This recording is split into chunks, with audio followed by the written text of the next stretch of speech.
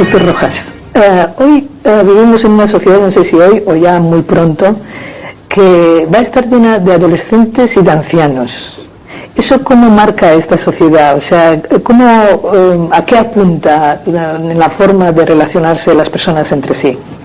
Bueno, la expectativa de vida ha crecido en los últimos 15 años y entonces antes se decía el anciano de 60 años se cayó en la calle y hoy el anciano es de 85 en adelante, porque una persona con 70 años, con 75 está de maravilla, ¿no? Yo creo que es una cosa positiva, es la posibilidad de compartir la vida en dos tipos de personas que han vivido situaciones cronológicamente muy distintas. Yo veo como un factor de enriquecimiento muy claro.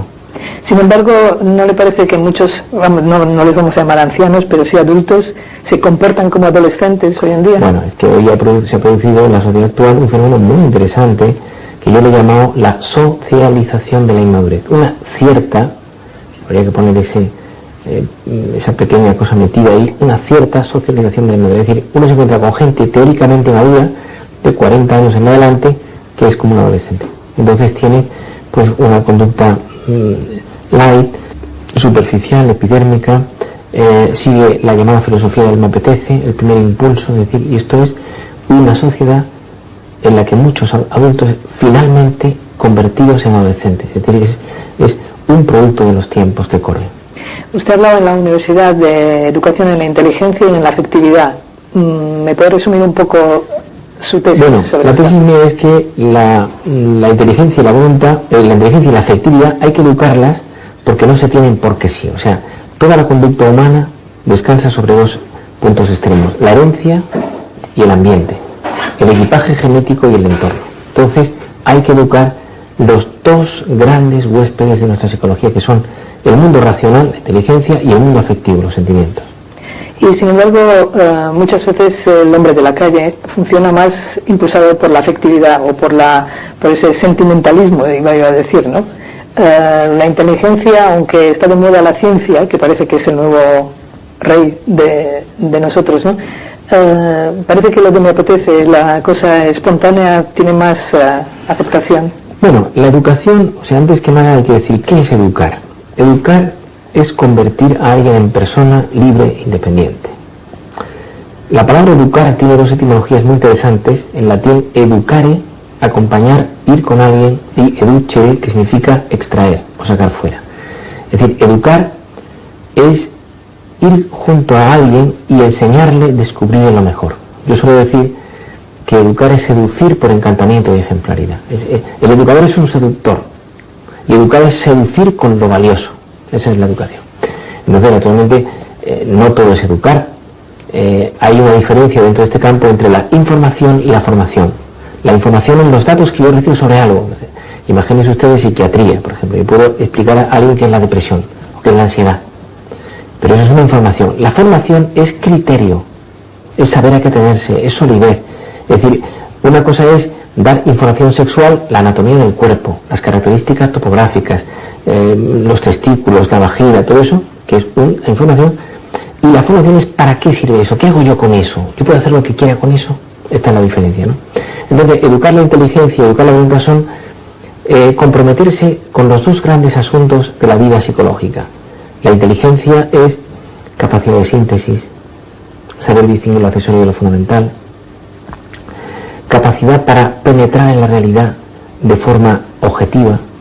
En el lenguaje del ordenador, todos tenemos hoy ordenador.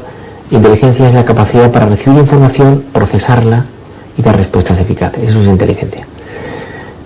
La primera educación de inteligencia es la lectura, la curiosidad intelectual. Decía Descartes que una de las primeras pasiones del ser humano es la curiosidad.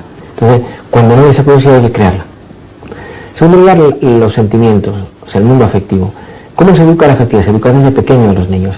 Es decir, enseñar a los niños a amar a las personas, a expresar el mundo afectivo, a dar un beso, a saludar, a dar las gracias, a compartir, a aceptar las derrotas, las dificultades, las cosas que salen mal. Es decir, es una tarea de orfebrería. Esto es a lo que yo me refería esta mañana. Es decir, hay desde pequeño, casi todo está en la infancia.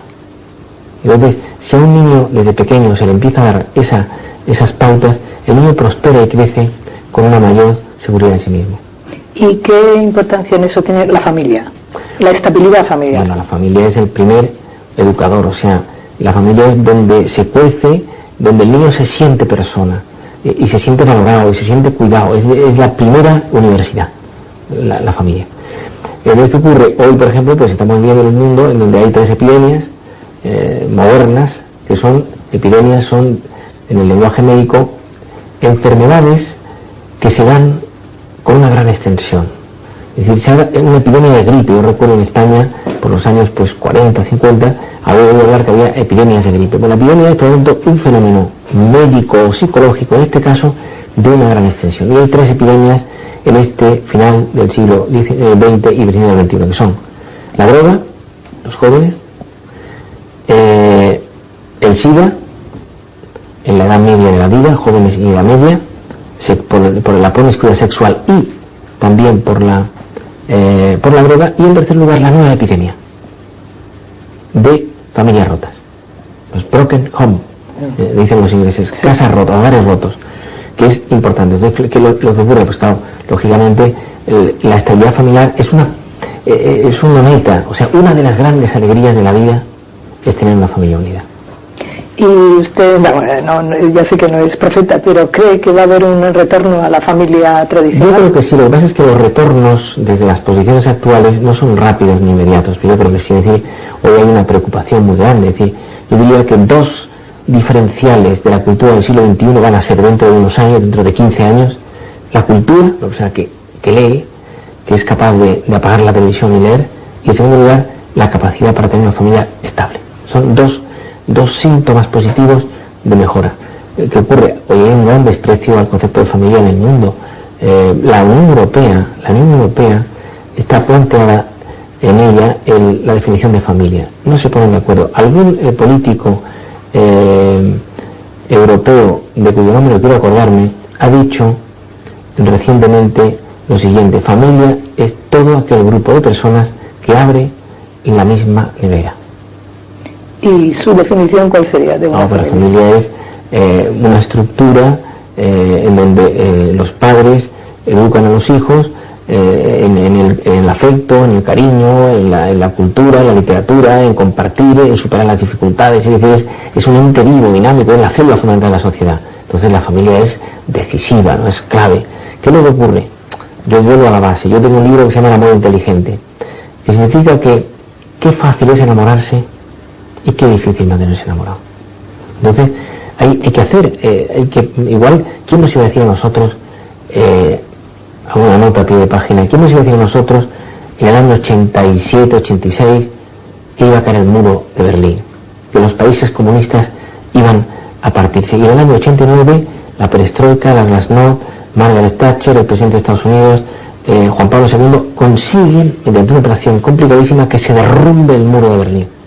Bueno, pues exactamente igual, mutatis mutandi, ocurrirá dentro de unos años, no de una forma tan masiva, porque este fenómeno es más complejo, no tiene un perfil claro, es decir, es dibujado, difuso. La gente volverá a valorar lo que significa la familia. Entonces, el mundo del matrimonio, de la pareja, de la vida conyugal, como queramos llamarle, es un mundo laborioso. Decía yo esta mañana, no creo en el amor eterno, yo creo en el amor trabajado todos los días, en ese sí creo. Entonces, porque hay que buscar una alquimia del amor, es decir, cómo mantener la relación afectiva con una persona cuando lo más difícil es la convivencia. Bueno, muchas personas que rompen un matrimonio y por lo tanto una familia dicen que lo hacen porque tienen derecho a ser felices. ¿La felicidad es un derecho? La felicidad es un resultado. O sea, la felicidad, ¿qué es la felicidad?